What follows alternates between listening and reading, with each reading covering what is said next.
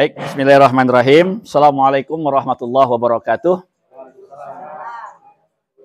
Alhamdulillahirabbil alamin. Alhamdulillahilladzi hadana li hadza wa ma kunna linahtadiya laula an hadanallahu syada la ilaha illallah wahdahu la syarikalah wa syada anna Muhammadan abduhu wa rasuluhu la nabiyya ba'dah.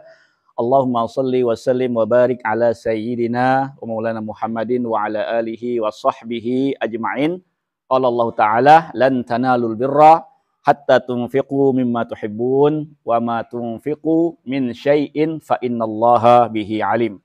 Wa qala sallallahu alaihi wasallam idza matal insan inqata'a amaluhu illa min thalathin shadaqatin jariyah aw ilmin yuntafa'u bih aw waladin shalihin yad'u lah amma ba'du. Alhamdulillah di siang hari ini bersyukur kita pada Allah Subhanahu wa taala. Ini kita bukan satu kebetulan karena Allah pernah mempertemukan kita bersama ya. Kita sama-sama pernah punya ikatan emosional, ikatan hati ya, sama-sama pernah di Libya semua ya. Alhamdulillah hari ini ternyata Allah mentakdirkan setelah sekian tahun lamanya ya, dan alhamdulillah hari ini beliau punya kontribusi besar untuk agama ya, bagaimana menghadirkan, menciptakan ya, mendidik para penghafal Al-Quran, dan hari ini kita berada di pesantren semesta Al-Quran ya. Ini nikmat luar biasa. Mudah-mudahan hari ini adalah hari yang berkah untuk kita, karena setiap perjalanan kita ya dalam rangka kita menuju kepada Allah Subhanahu wa taala. Ya, perjalanan kita di dunia ini sementara, dan mudah-mudahan nanti kita dipertemukan kembali nanti di surga Allah Subhanahu wa taala kelak. Sebagaimana kita pernah ketemu di Libya, sebagaimana kita pernah bersama-sama di sini, dan mudah-mudahan ini salah satu amalan yang Allah catat kita semua punya nilai kebaikan, dan mudah-mudahan di akhirat kelak kita termasuk dari golongan umat Rasulullah yang mendapatkan syafaat, ya, mendapatkan naungan di pada saat itu. Kata Rasulullah SAW, apa dalilnya? Kullu mri'in fi zilli shadaqati atau tahta zilli shadaqati. Ya, hatta yufsila yaumal qiyamah. Jadi setiap kita itu akan berada di bawah naungan sedekah kita. Ya, pada saat nanti di akhirat itu perkara-perkara kita diputuskan. Nah, jadi apa yang menaungi kita? Dan dalam hadis ini disebutkan ternyata yang akan menaungi kita diantaranya adalah sedekah kita. Ya, sedekah itu kata Rasulullah SAW dalam hadis yang di awal saya bacakan, terputus semua amal kecuali 3. Yang pertama kali disebutkan shadaqatin jariyah, sedekah jariyah. Ada kata jariyahnya itu menarik.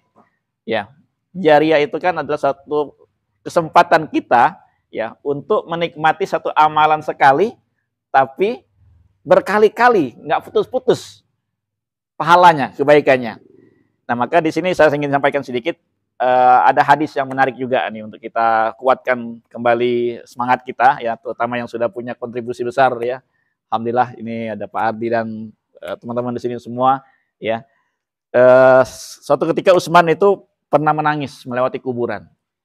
Nah, ini membuat sahabat dekat beliau Hani waktu itu bertanya, Utsman, engkau lewat kuburan menangisnya segininya gitu, segininya itu sampai air matanya itu membasahi jenggotnya. Nangisnya tuh benar-benar nangis sesegukan. Sedangkan dicerita kepadamu surga dan neraka, engkau nggak menangis. Kayak gini, nangis sedih juga, tapi nggak sampai segininya. Kata Utsman apa? Sami itu Rasulullah SAW yaqul, aku pernah mendengar Rasulullah SAW bersabda, Innal qabra awwalu manazilil akhirah. Sesungguhnya kuburan itu adalah tempat turun pertama. Kalau nuzul itu kan tempat turun, tempat singgah sebenarnya. Jadi bukan tempat menetap. Artinya kuburan itu sebenarnya tempat singgah aja, tempat lewat aja, tempat sekedar mampir aja, tempat turun pertama. Tapi dari apa? Min manazilil akhirah, dari tempat singgah-singgah perjalanan akhirat. Ternyata perjalanan itu masih panjang lagi nih. Ya. Setelah kita meninggal dalam barzakh ada namanya menunggu hari kiamat. Kemudian hari kebangkitan, dikumpulkan di padang mahsyar. Ini kan fase-fase nih. Kemudian nanti kita akan diberikan catatan amal. Kemudian akan ditimbang. Nah, mudah-mudahan poinnya di sini nih. Yang tadi yang membuat Utsman menangis. Perjalanan kita masih panjang, ternyata ada kesempatan kita untuk selamat dalam perjalanan panjang itu. Salah satu caranya kontribusi kita semua ya adalah dengan punya sedekah jariyah. Nah, ternyata itulah yang akan membuat kita ini melewati perjalanan panjang itu akan mudah. Maka kata hadis itu wa illam yanju minhu fa inna minhu, ya. Barang siapa yang selamat dari kuburan, ya, dari kegelapan kuburan, dari siksa kuburan, fama ba'dahu aisaru minhu, maka perjalanan setelah di alam barzakh itu akan lebih mudah baginya. Wa illam yanju minhu, barang siapa yang enggak selamat di alam kuburnya, maka perjalanan setelahnya akan lebih berat baginya. Nah, ini penguatan untuk kita bahwa ternyata yang menaungi seseorang di dalam kuburnya, menerangi kuburnya, memberikan cahaya dalam kuburnya itu sedekah. Dan ini kata Rasulullah adalah sedekah jariyah. Nah, ini kontribusi, Masya Allah, ini Abdan, ya. Mudah-mudahan ini menjadi timbangan kebaikan untuk Abdan dan seluruh yang berkontribusi di sini. Ya, karena semua kita adalah pada hakikatnya hanya melewati perjalanan ini. Nggak lama. Pak Susan umur berapa hari ini? Senior. 60. Kata Rasulullah, a'maru ummati baina sittin ila sab'in. 60-70 tahun. Ya kan? Ibu udah berapa, Bu? 78. Allah udah kasih bonus luar biasa, ya. Semua kita nggak ada untuk kemungkinan, kan? 78, ya. Jadi memang ya nggak jamin juga ya masih muda, ya kan? Lebih dulu ataupun belakangan nggak ada yang tahu kita.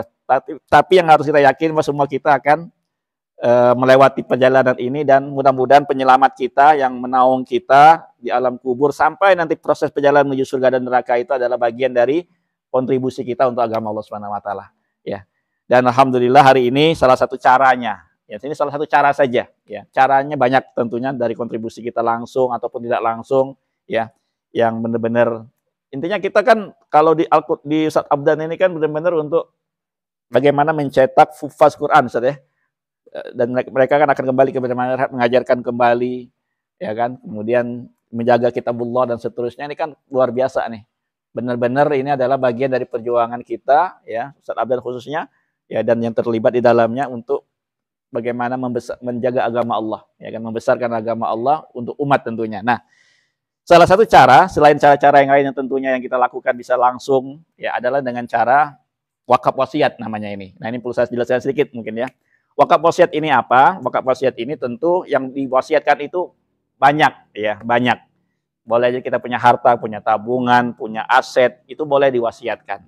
Tapi panduannya adalah itu harus kalau hadis dari Sa'ad bin Abi Waqqas itu kan ketika dia mau serahkan hartanya 2/3, ya.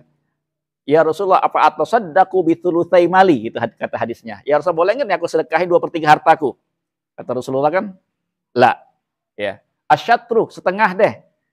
Setengah hartanya mau disedekahin semua, la, nggak boleh juga. Kemudian nego lagi, ats-tsulus ya Rasulullah, 1/3 deh. 1/3 wa tsulusu katsir, kata Rasulullah. 1/3 boleh, tapi 1/3 itu udah banyak. Ini batasannya tentunya, gitu ya.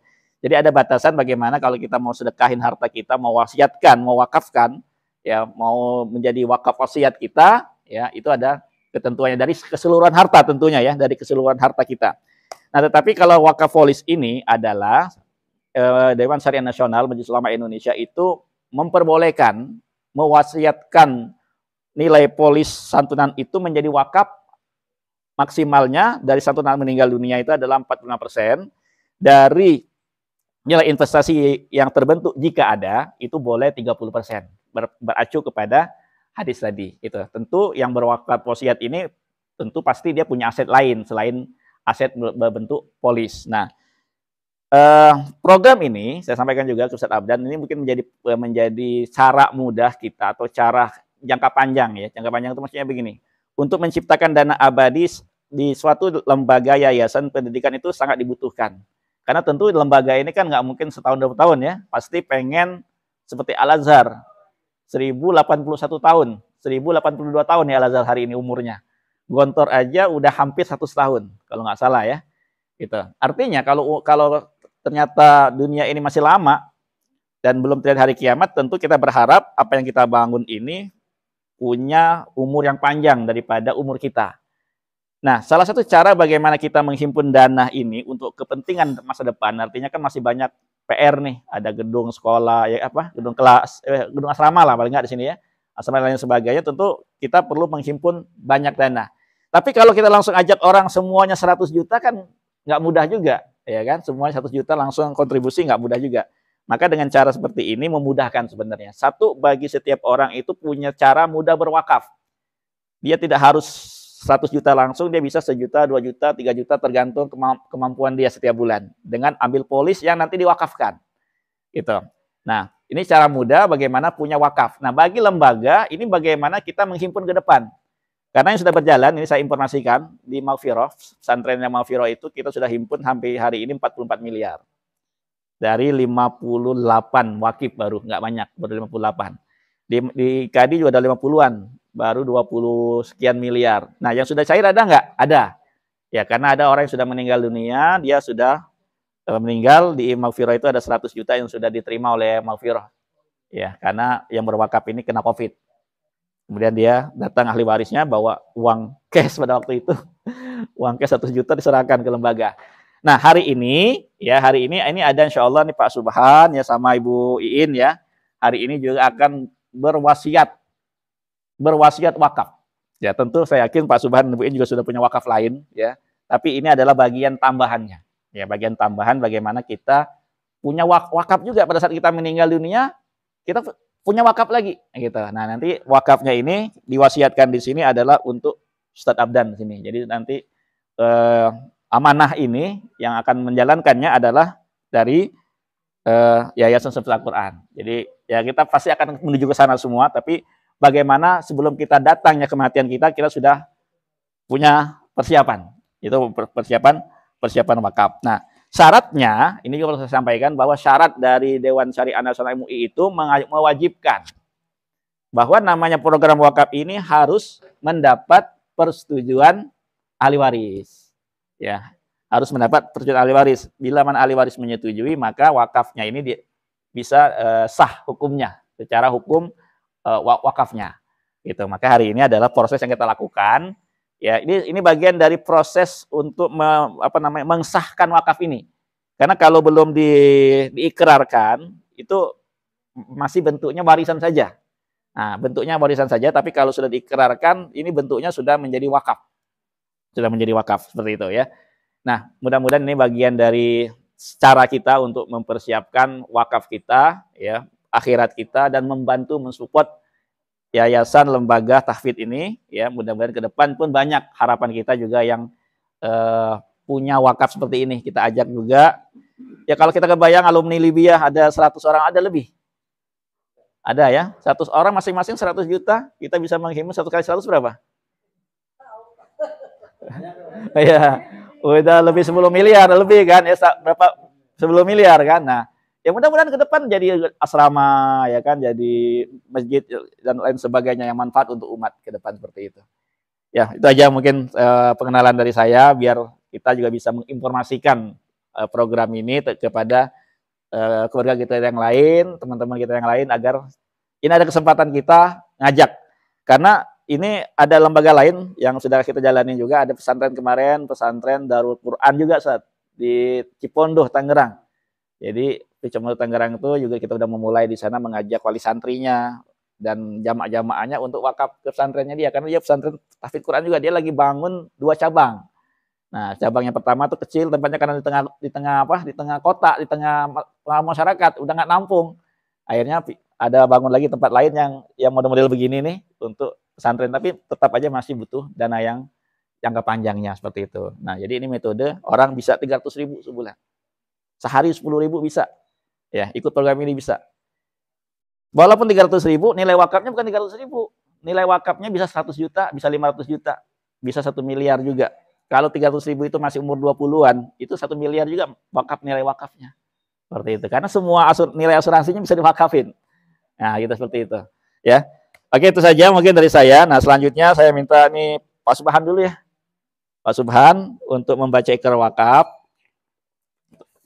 Nanti didamping oleh Ibu Ami ya. Dan saksinya saya minta di sini Pak Ardi nih. Jadi saksinya dan Ustadz Syahrir, ada Ustadz Syahrir. Nah, Ustadz Syahrir juga jadi saksi sama saya. Ya, menjadi saksi.